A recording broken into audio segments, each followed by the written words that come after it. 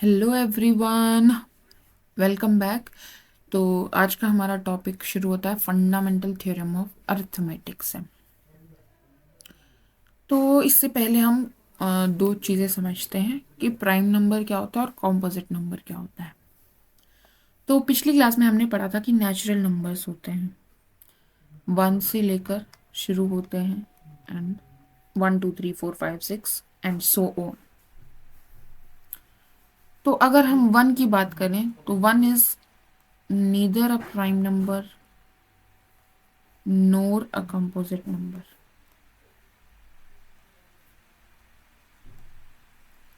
ठीक है, ओके। तो प्राइम नंबर होते क्या है? वो नंबर्स जिनके पास एग्जैक्टली टू फैक्टर्स होते हैं, एक वन और एक वो खुद, उनको हम प्राइम नंबर्स बोलते हैं। फैक्टर्स होते हैं का क्या मतलब है? आपने फैक्टराइजेशन पढ़ा होगा कि 36 की फैक्टराइजेशन करते हैं हम।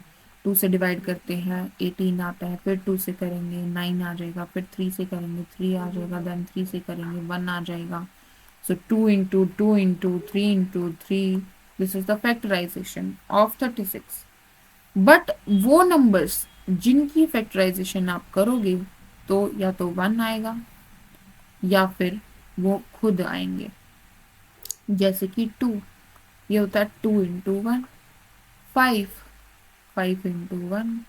7 का 7 into 1। तो prime numbers are those numbers जिनके फैक्टर या तो वो खुद होते हैं या फिर 1 होता है। कॉम्पोजिट नंबर्स क्या होते हैं? ये फैक्टराइज किए जा सकते हैं प्राइम नंबर्स की फॉर्म में, मतलब they can be represented as product of prime numbers. ठीक है, तो कॉम्पोजिट नंबर हो गया जैसे कि 6, जिसको मैं 2 into 3 लिख सकती हूँ। तो इसका फैक्टर 2 भी है, 3 भी है, 1 भी है, 6 भी है। तो 6 इज अ कॉम्पोजिट नंबर। ठीक है, जबकि 2 and 3 are the prime numbers. ठीक है, prime numbers and composite number समझ आया। तो यहाँ पर जो 2 है वो क्या है? एक प्राइम नंबर है and 2 is the smallest prime number.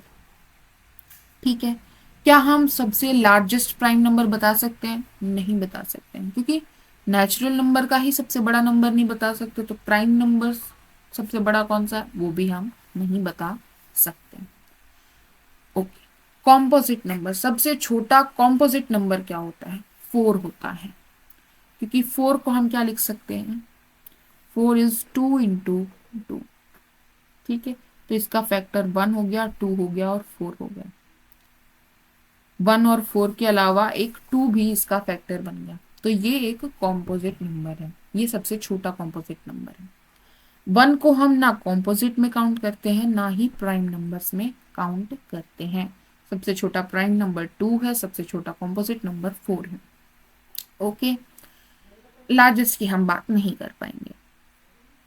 अब बोलते हैं फंडामेंटल थ्योरम ऑफ अरिथमेटिक क्या कहती है। फंडामेंटल थ्योरम ऑफ अरिथमेटिक क्या कहती है कि हर एक कॉम्पोजिट नंबर को हम एक्सप्रेस कर सकते हैं या फिर क्या बोलेंगे, फैक्टराइज कर सकते हैं एज प्रोडक्ट ऑफ प्राइम्स में। ठीक है, और ये जो फैक्टराइजेशन होगी ये यूनिक होगी, बट ऑर्डर अलग अलग हो सकता है। जैसे मैंने 2 into 2 into 3 into 3 लिखा, इसकी बजाय मैं क्या कर सकती हूँ? 36 को पहले मैंने 3 देख लिया, भाई फैक्टर 3 से डिवाइड कर दूं, फिर मैं 2 से डिवाइड करूं, तो ऑर्डर उल्टा हो गया। 3 into 3 into 2 into 2 into 1 हो गया। लेकिन इसमें भी 2 बार 2 आया, इसमें भी 2 बार 2 आया, इसमें 2 बार 3 आया, 2 बार 3 आया। तो क्या कहना चाह रहे हैं कि अगर आपके पास एक कॉम्पोजिट नंबर है तो उसको आप uniquely as a product of prime numbers लिख सकते हो। यूनिकली लिखने का क्या मतलब है कि इसमें भी 2 की 2 ही पावर है, इसमें भी 2 की पावर 2 ही है, यहाँ पर भी 3 की पावर 3 ही आई, यहाँ पर भी 3 की power 3 he I. But order अलग अलग हो सकता है। यहाँ पर 2 × 2 × 3 × 3 रख दिया, हम यहाँ पर 2 × 3 × 2 × 3 ये भी ऑर्डर हो सकता है। बट दो अगर 2 बार है तो वो 2 बार ही रहेगा। ठीक है। अगर मैं 12 की फैक्टराइजेशन करना चाहूँ तो 2 से करेंगे, तो 2 × 6 = 12, देन 2 × 3 = 6, देन 3 1। तो ये आ गया 2 × 2 × 3 × 1। अगर ऐसे ना लिख के मैंने लिख दिया 2 × 3 × 2 × 1, यहाँ पर 2 की पावर 2 है, इसमें भी 2 की पावर 2 ही है, यहाँ पर 3 की पावर 1 है, यहाँ पर भी 3 की पावर 1 ही है। तो क्या कहना चाह रहे हैं कि जब आप एक कॉम्पोजिट नंबर लेंगे तो उसको आप यूनिकली एक्सप्रेस कर पाएंगे। देखो ऑर्डर चेंज करने से क्या ये किसी अलग नंबर को रिप्रेजेंट कर रहा है? नहीं, सेम ही नंबर 36 को ही रिप्रेजेंट करेगा। 3 × 3 = 9, 9 × 2 = 36, 36 ही वैल्यू देगा। तो जो फैक्टराइजेशन है वो यूनिक है with respect to the composite number. बस ऑर्डर जो है प्राइम नंबर्स का वो आगे पीछे हो सकता है उसमें। ठीक है। बट इन जनरल जब हम फैक्टराइजेशन लिखते हैं तो असेंडिंग ऑर्डर में लिखते हैं, छोटा प्राइम पहले बड़ा प्राइम बाद में।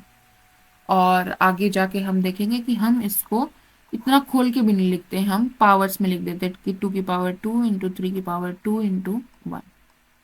ठीक है। ये हमारी 36 की फैक्टराइजेशन हो गई। सो फैक्टराइजेशन देख लेते हैं एक बार हम फिर से।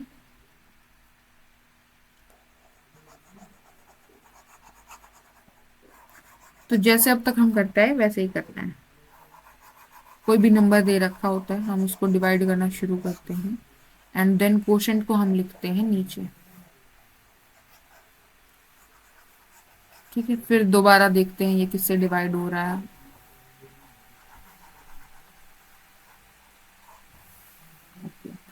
तो लेट्स से हमारे पास दो नंबर हैं, एक है हमारे पास 36 और एक है हमारे पास 48। तो इसकी फैक्टराइजेशन करेंगे तो 36 को हम 2 से डिवाइड कर सकते हैं। हाँ जी कर सकते हैं। डिवाइड करेंगे तो क्वोशंट क्या आएगा? 2 × 1 = 2, 8 × 60। देन अगेन 2 से कर सकते हैं, 2 × 9 = 18। देन हम इसको 3 से कर पाएंगे, 2 से नहीं कर पाएंगे।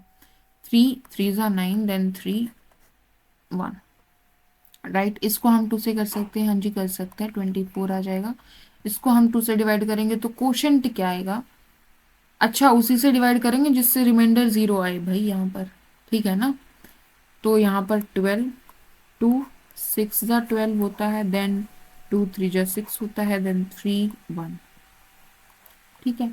तो 36 को हम क्या लिखेंगे? 2 × 2 × 3 × 2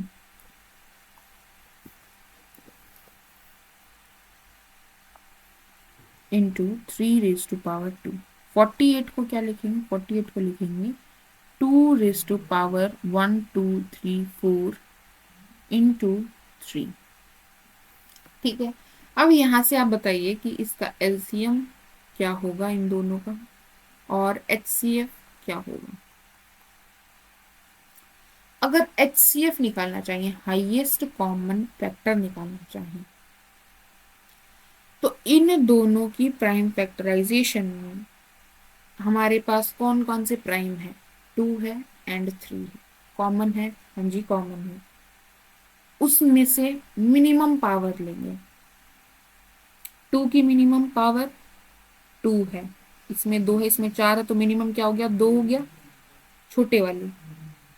इसमें 3 की पावर 2 है, इसमें 3 की पावर 1 है, तो छोटी क्या है? 3 की पावर 1, तो 3 की पावर 1।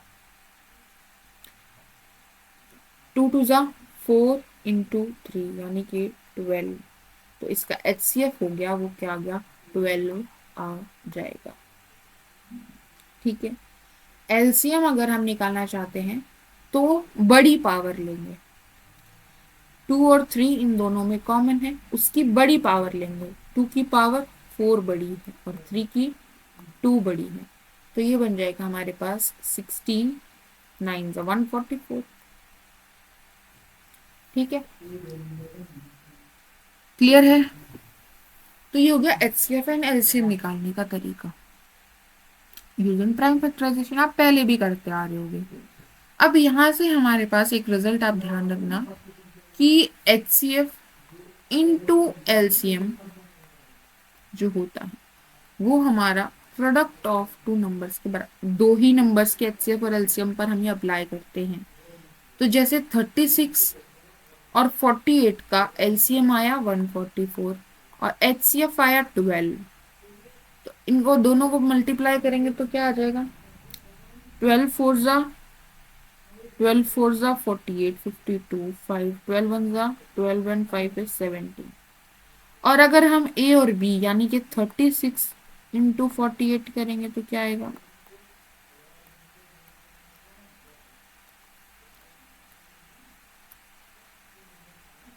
28, 24,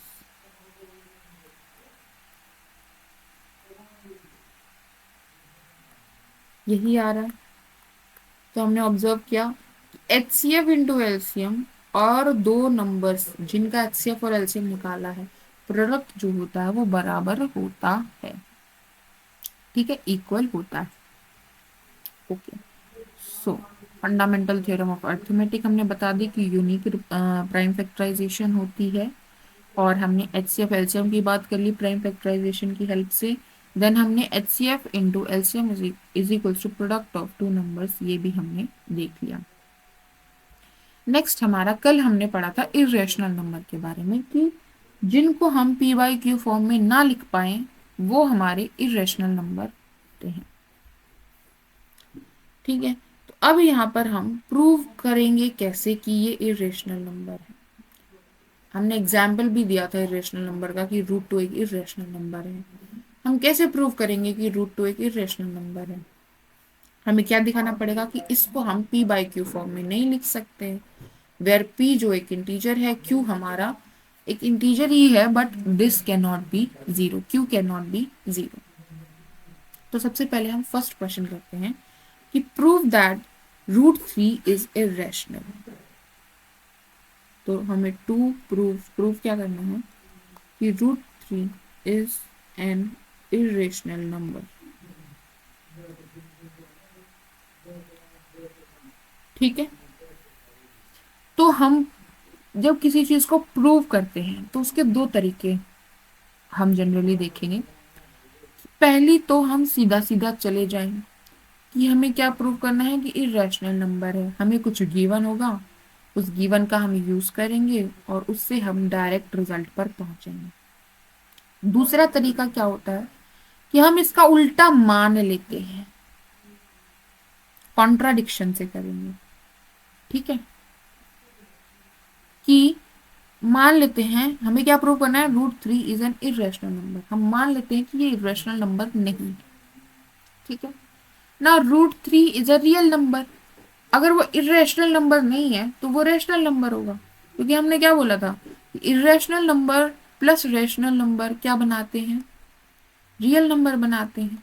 अब ये रियल नंबर तो है, अगर इरेशनल में नहीं जा रहा है तो मतलब ये कि एक रेशनल नंबर होगा। तो हम क्या लेके चलेंगे, let root three be rational number. ठीक है, तो जब हम किसी प्रूफ को कॉन्ट्राडिक्शन से प्रूव करना चाह रहे हैं तो हम अपोजिट स्टेटमेंट लेके चल रहे हैं, हम ये अज्यूम कर रहे हैं, और फिर हमारे पास कुछ ऐसा रिजल्ट आना चाहिए जो किसी हमारी गिवन हाइपोथेसिस को कॉन्ट्राडिक्ट कर दे, किसी गिवन स्टेटमेंट को, किसी गिवन रिजल्ट को या नॉन रिजल्ट को, वेल नॉन रिजल्ट को कॉन्ट्राडिक्ट कर दे। तो हम क्या बोलते हैं कि हमने जो एज्यूम किया था वो गलत एज्यूम किया था, क्योंकि ऐसा एज्यूम करने से हम किसी वेल नॉन बेस्ड थ्योरम या लेमा को, या हमारी जो गिवन स्टेटमेंट है, गिवन हाइपोथेसिस है, गिवन कंडीशन है, उसको कॉन्ट्राडिक्ट कर रहे हैं, जो कि नहीं हो सकता। तो मतलब हमने माना था रैशनल नंबर है कि वो गलत माना था, वो रैशनल नंबर नहीं है, वो एक इरेशनल नंबर है। ठीक है, ये हो गया कॉन्ट्राडिक्शन से प्रूव करने का मेथड। तो हम क्या लेके चल रहे हैं कि रूट थ्री एक रेशनल नंबर है। रूट थ्री एक रेशनल नंबर, इसका मतलब क्या हुआ कि रूट थ्री को हम पी बाई क्यू फॉर्म में लिख सकते हैं, where Q is not equals to zero. और पी और क्यू हमारे क्या है, इंटीजर है। यहाँ पर हम एक और कंडीशन डालेंगे कि अगर देखो 2/4 हो गया तो हम इसको 1/2 भी लिख सकते हैं। तो हम यहाँ पे पहले से ही क्या लेके चलेंगे कि पी और क्यू जो है वो को प्राइम नंबर्स हैं। को प्राइम नंबर्स का क्या मतलब होता है, कहीं भी आपको को प्राइम नंबर दिखाई दे इसका क्या मतलब है कि जब आप पी और क्यू का एचसीएफ निकालोगे तो वो क्या आएगा, 1 ही आएगा। दोनों का कॉमन फैक्टर 1 ही है, हाईएस्ट कॉमन फैक्टर। ठीक है, मतलब हमने जो बेसिकली फ्रैक्शन है वो सिंपलेस्ट फॉर्म में लिया है, उसको और आगे ब्रेक डाउन नहीं किया जा सकता और आगे नहीं काटा जा सकता। जैसे इसको हमने काट दिया क्योंकि इसका एचसीएफ 2 था, 2 से हम इसको दोनों को ऊपर नीचे डिवाइड कर सकते हैं। ठीक है, तो यहाँ पर क्या कंडीशन ये इंपॉर्टेंट है कि पी और क्यू हमने क्या लिए हैं, को प्राइम नंबर्स लिए हैं, यानी कि इनका जीसीडी जो है वो 1 है। सिंपलेस्ट फॉर्म में हमारा जो फ्रैक्शन है वो हमने लिया है। ठीक है, अगर वो रेशनल नंबर है तो वो ऐसे लिखा जा सकता है, सही बात है। क्यू को हम उस तरफ ले गए तो ये हो जाएगा √3q is equals to P. अब हम क्या करेंगे, squaring both sides, squaring both sides. तो ये इसका स्क्वायर करेंगे तो हो जाएगा 3q square is equals to P square. √3 का मतलब क्या होता है, 3 की पावर 1/2, और √3 का स्क्वायर कर दिया, इसका मतलब क्या कर दिया, 3 की पावर 1/2 की पावर 2, यानी 3 की पावर 1/2 इंटू 2, तो ये क्या आ जाएगा, 3 आ जाएगा। क्लियर है। तो यहां से हमारे पास क्या आया कि जो 3 है क्यू स्क्वायर वो है पी स्क्वायर के बराबर है। और हमारा जो फंडामेंटल थ्योरम है वो क्या कहता है कि यूनिक प्राइम फैक्टराइजेशन होती है। तो ये जो 3 है, ये जो प्राइम नंबर आया ये इसको डिवाइड करेगा पी स्क्वायर को, 3 जो है वो पी स्क्वायर को डिवाइड करेगा। ठीक है, ये बात 3 अगर पी स्क्वायर को डिवाइड कर रहा है तो 3 जो है वो पी को भी डिवाइड करेगा। ठीक है, और 3 पी को डिवाइड करेगा, यहां से हमारे पास ये रिजल्ट आ गया। 3 पी को डिवाइड कर रहा है, इसका मतलब क्या हुआ कि जब मैं p को 3 से डिवाइड कर रही हूँ तो एक क्वोशंट आएगा हमारे पास प्लस रिमाइंडर आएगा, और ये रिमाइंडर क्या आएगा, 0 आएगा। ठीक है, तो मैं p को 3q लिख सकती हूँ वेयर q बिलोंग्स टू सम इंटी, अच्छा कुछ अलग लिखते हैं, q नहीं लिखते हैं क्योंकि p/q फॉर्म ली थी तो हम m लिख लेते हैं। ठीक है, m belongs to some integer. ठीक है, अब आप दोनों तरफ स्क्वायर कर दीजिए तो यहां से आ जाएगा कि P square is equals to 9m square.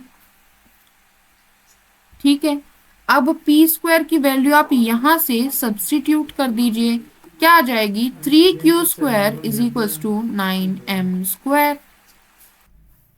तो अब यहाँ पर क्या दिख रहा है, हम 3 से डिवाइड कर सकते हैं दोनों तरफ, तो ये बन जाएगा q square is equals to 3m square. तो अगेन यहाँ पर हमारी जो प्राइम फैक्टराइजेशन है वो यूनिक है। तो यहाँ से 3 जो है वो प्राइम नंबर डिवाइड करेगा किसको, क्यू स्क्वायर को डिवाइड करेगा। 3 जो है वो क्यू स्क्वायर को डिवाइड कर रहा है और 3 एक प्राइम नंबर है तो 3 जो है वो क्यू को भी डिवाइड करेगा।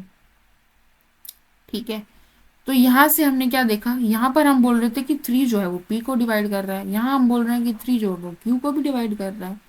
तो p और q का जो HCF होगा वो क्या होता है, हाईएस्ट कॉमन फैक्टर होता है। और वो हम क्या लेके चले थे, 1 लेके चले थे, को प्राइम लेके चले थे दोनों को हम। लेकिन यहाँ पर हमें क्या दिख रहा है कि 1 से बड़ा 3 एक प्राइम नंबर दोनों को डिवाइड कर रहा है, तो 3 जो है वो HCF होना चाहिए फिर तो ये जो इन दोनों स्टेटमेंट से हमारे पास क्या रिजल्ट आया कि HCF of P and Q is greater than equals to 3, जो कि इस बात से कॉन्ट्राडिक्शन है कि दोनों का HCF तो 1 है भाई। ठीक है, तो यहाँ पर हमारे पास कॉन्ट्राडिक्शन मिल गया। ठीक है, to the well known result. तो हम क्या बोलेंगे कि जो हम एजम्पशन लेके चले थे कि √3 एक रेशनल नंबर है वो क्या है, गलत है। Our assumption is wrong, √3 is an irrational number. ठीक है, ऐसे आप √2 का देखेंगे, √5 का देखेंगे, √7 का देखेंगे। ठीक है, ओके। नाउ नेक्स्ट क्वेश्चन हमारा कह रहा है 3√7 हमारे पास है, तो यहाँ पे भी हम कॉन्ट्राडिक्शन ही यूज करेंगे, हम लेके चलेंगे टू प्रूव हमें करना है कि 3√7 इज एन इरेशनल नंबर। ठीक है भाई, मान लेते हैं कि ये एक इरेशनल नंबर नहीं है, ये एक रेशनल नंबर है। मान लेते हैं कि 3√7 इज अ रेशनल नंबर।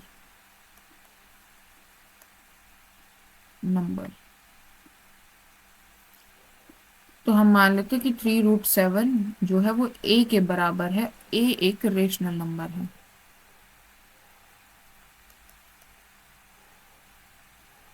ठीक है, यहाँ से √7 किसके बराबर है, आ गया a/3 के बराबर आ गया।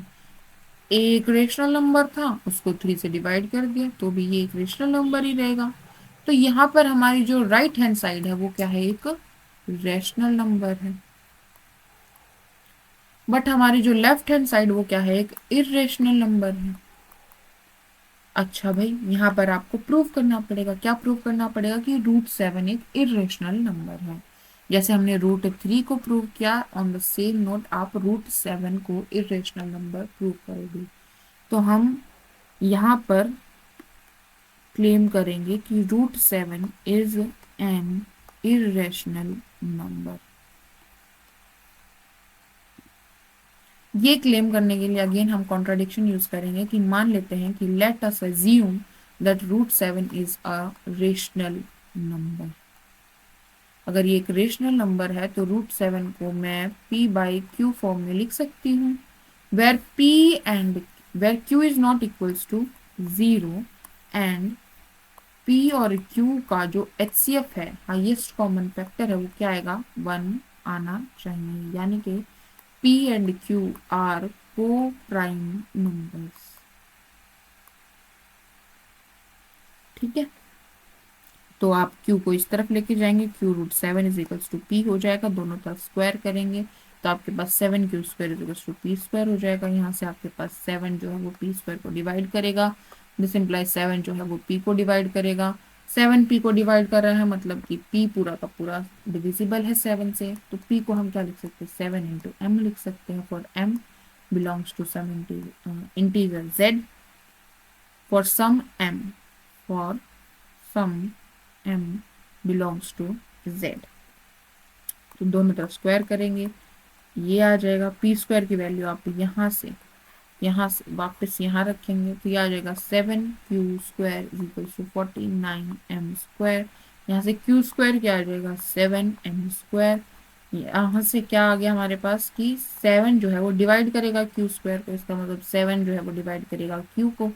तो 7 भाई p को भी डिवाइड कर रहा है, 7 q को भी डिवाइड कर रहा है, तो HCF क्या आ जाएगा p और q का, 7 तो होगा ही, क्या 1 होगा, नहीं होगा।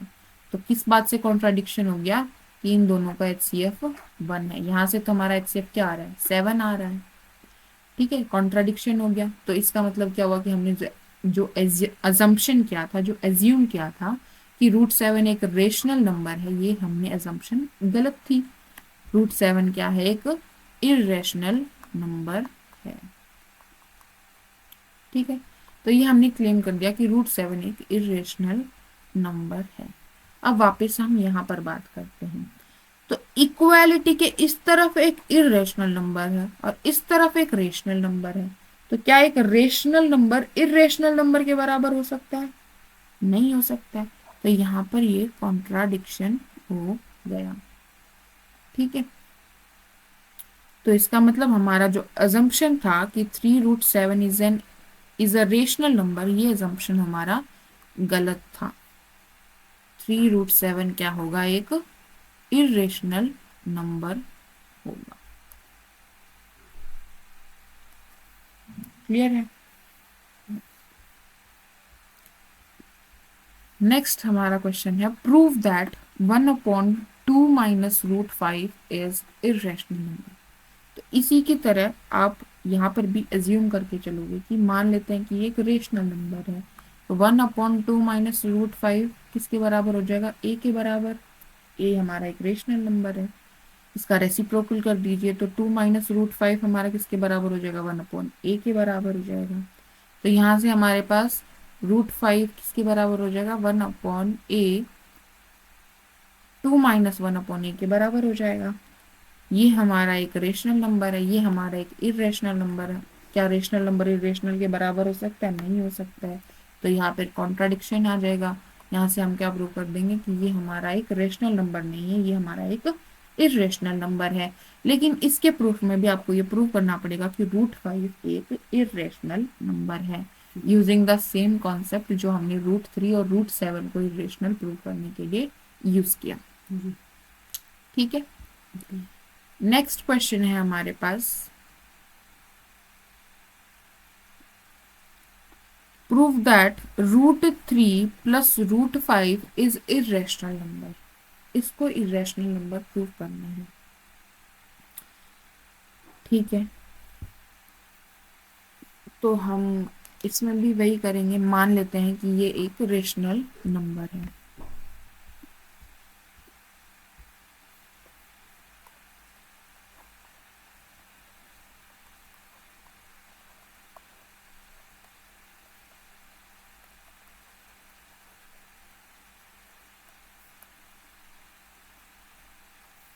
So let us assume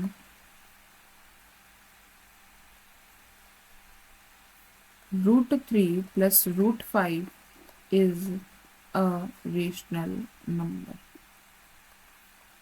rational number है तो root 3 plus root 5 is equals to A is a rational number. ठीक है, अब क्या करेंगे भाई, root 3 is equals to A minus root 5 हो सकता है। अब क्या करेंगे, स्क्वायरिंग बोथ साइड कर देंगे, दोनों तरफ हम क्या करेंगे, स्क्वायर ले लेंगे। तो यहाँ पर क्या बन जाएगा, रूट 3 का स्क्वायर क्या बनेगा, 3। यहाँ पर बनेगा ए माइनस रूट 5 का स्क्वायर। ए माइनस बी का होल स्क्वायर क्या बन जाएगा, ए का स्क्वायर यानी ए स्क्वायर प्लस बी का स्क्वायर यानी 5 minus 2a minus 2 root 5a। ठीक है, तो हमारे पास क्या बन गया, 3 is equals to A square plus 5 minus 2 root 5a। ठीक है, तो इसको इस तरफ लेके जाएंगे तो हमारे पास बन जाएगा minus A square minus 2 is equals to minus 2 root 5। Minus को दूसरी तरफ ले जाएंगे तो ये बन जाएगा 2 प्लस ए स्क्वायर अपॉन ए, ये 2 भी नीचे ले जाते हैं, is equals to root 5।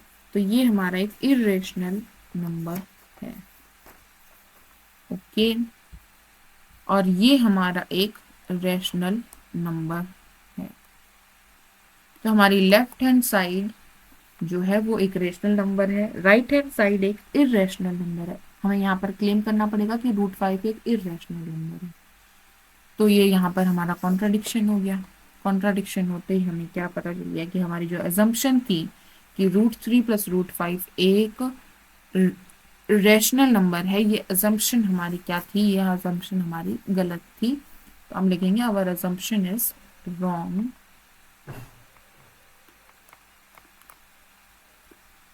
Root 3 plus root 5 is an irrational number. ठीक है, क्लियर है। नेक्स्ट क्वेश्चन है हमारा, prove that if under root A B is irrational then so is under root A plus under root B. इसका क्या मतलब है कि अगर अंडर रूट ए बी एक इरेशनल नंबर है तो under root A plus under root B भी एक इरेशनल नंबर होगा।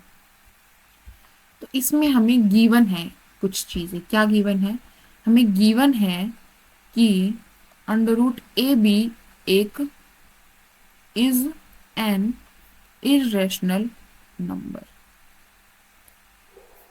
ठीक है। और हमें प्रूव क्या करना है, प्रूव हमें करना है कि under root A plus root B is an irrational number. ठीक है, कैसे करेंगे, इसको इरेशनल प्रूव करना है। तो हम मान लेते हैं भाई ये इरेशनल नहीं है, क्या है, रेशनल है। तो हम इसको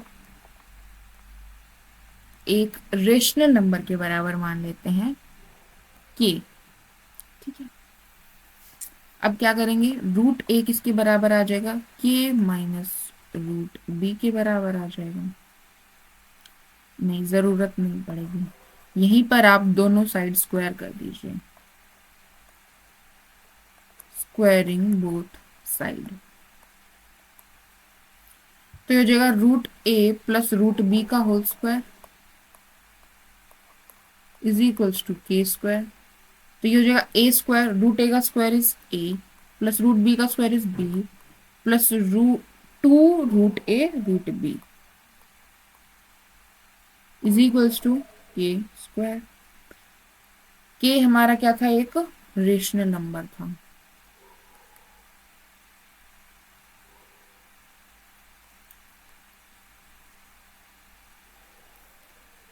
ठीक है, तो के स्क्वायर भी क्या होगा, एक रेशनल नंबर होगा। Two root A B is equals to K square minus A minus B, A और बी भी एक पॉजिटिव इंटीजर है। ठीक है, टू इसके नीचे ले जाइए,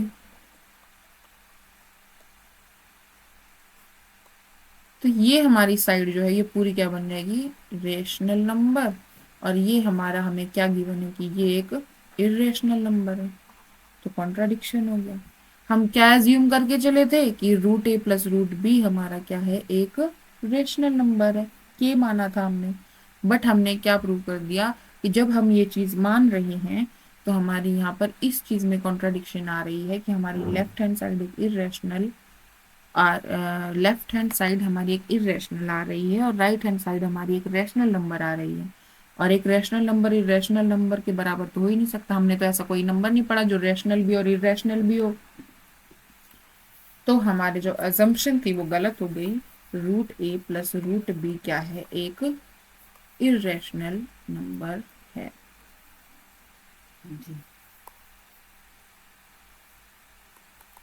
ठीक है, क्लियर है। तो इसमें हमने जितने भी प्रूफ किए हैं वो हमने बेसिकली कॉन्ट्राडिक्शन से प्रूव किए हैं।